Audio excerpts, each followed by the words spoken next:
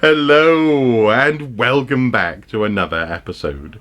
Today I want to share with you a Lego Batmobile.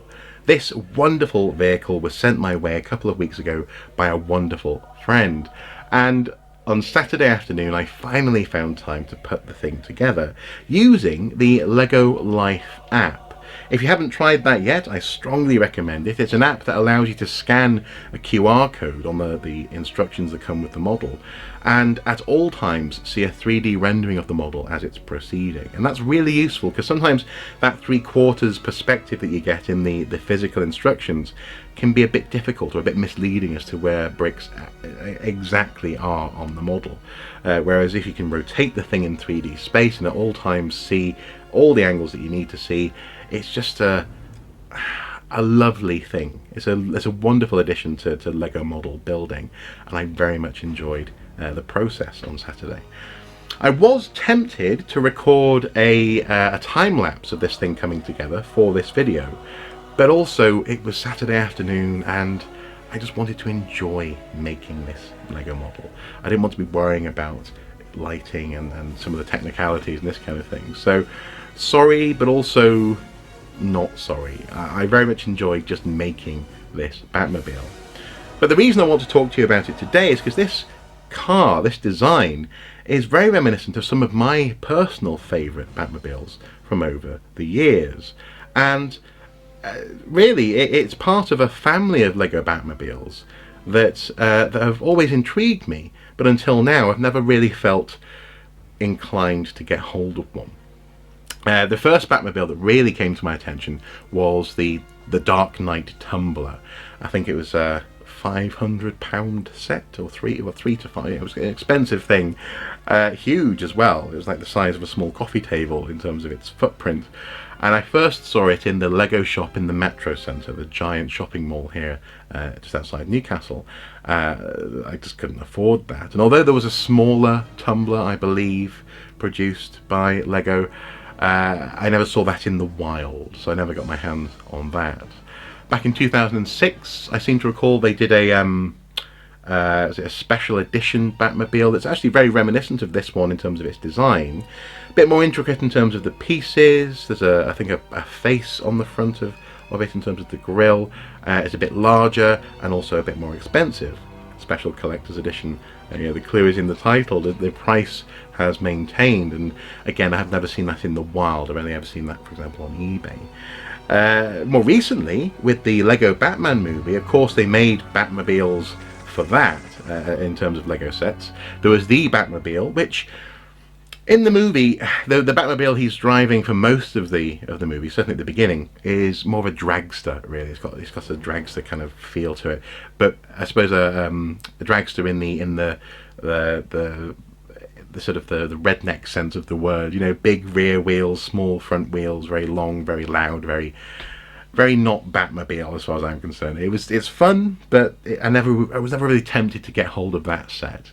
But also there was the Ultimate Batmobile, or rather the Ultimate Batmobile, that came from that range. And that one intrigued me at about £90. It could have been worth, a Christmas present, this kind of thing, or something like that. But I was always a bit concerned when I saw the box that all these modular vehicles, it's essentially several vehicles that come into one, so that people like Robin and Alfred and Catwoman, I think, and others can ride in their own vehicle, and it all comes together to form the Ultimate Batmobile. I was always concerned that these modular elements wouldn't come together properly, and it would feel loose and rattly and not entirely coherent as a Batmobile. And reviews seem to confirm that. So I'm glad I never dived into getting hold of that, because I would have just been disappointed. It would have felt too delicate, really, to have fun with. And then there's this one, which I did see online. I couldn't find locally, so my friend sent me one. How wonderful. How wonderful. And this Batmobile is very interesting to me because it encompasses various elements that are reminiscent of my favourite Batmobiles from the past 80 years, I suppose, of Batman's career. It has that sort of classic grille on the front, which initially was Batman's face. It went away for a while, then came back in the comics as the bat symbol, and as it is here. It has the length and the sort of slightly stretched profile of the animated series of Dragster. So the Dragster that we see we saw in the 90s animated cartoon, and probably my first or second favourite Batmobile. It has the wings, which have a sort of an attitude which are similar to, I think, the Batmobile from Batman Forever. Although, of course, the whole vehicle has an attitude and a general demeanour that's very reminiscent of Michael Keaton's Batmobile, along with the wings, the placement of the lights on the front and the back, and also actually the pop-up guns that are on the side of the vehicle are absolutely reminiscent of the 1989 Batman, Tim Burton's Batman Batmobile. And so I really like this car.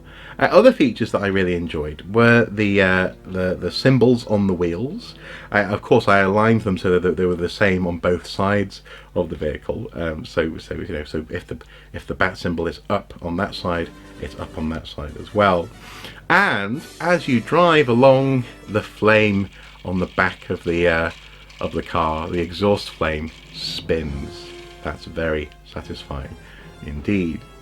Inside the Batmobile, the cockpit has a wonderful array of instrumentation. It has a luxurious red leather seat, and Batman himself is reminiscent of the Rocksteady Batman, the Arkham Knight Batman, but also maybe with the belt of Christian Bale's Batman from the Dark Knight movies. This Batmobile has so much going for it, and I simply fell in love with it as I was making it. One thing that kind of makes me smile, though, and this is a problem that was definitely present with the animated series Dragster toy, is that because it's so long, it's hard to turn around corners. Which, of course, is something that they identified in the 1989 movie.